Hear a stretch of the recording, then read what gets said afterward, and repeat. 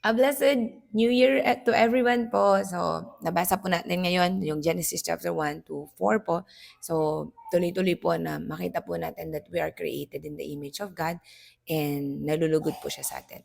But one thing is we need to understand to always listen to His instruction. No, meron po siyang pinagbabawal at meron siya talagang mga rules sa atin.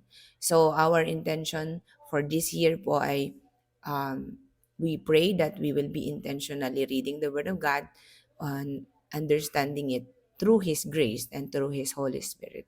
Kasi bawat word po niya, yes, maybe malalaman natin sila, but are we really understanding it? Are we really applying it? So yun po yung prayer natin.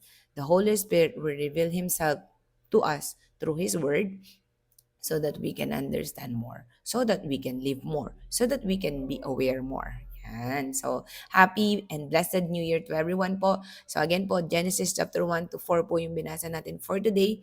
And again, our intention for this year 2025 is be more intentional in reading and understanding and asking the Holy Spirit to give us the real. Actually, there's a lot, no?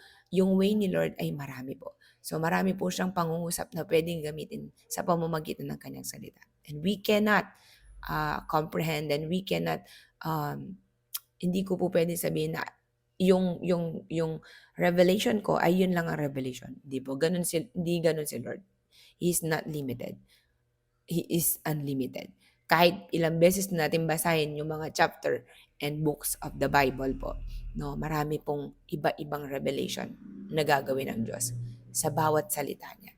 And only God can do that. Amen? That's why we're recipient, tayo po ay mga receiver, no?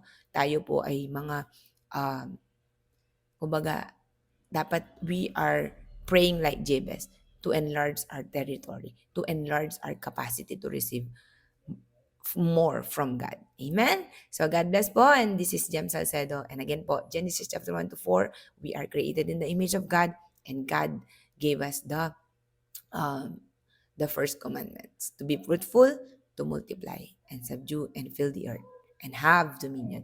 And nakita po natin, yung hindi pagsunod ay may bunga talaga. So let's listen, obey, and honor the Lord in our lives. God bless po.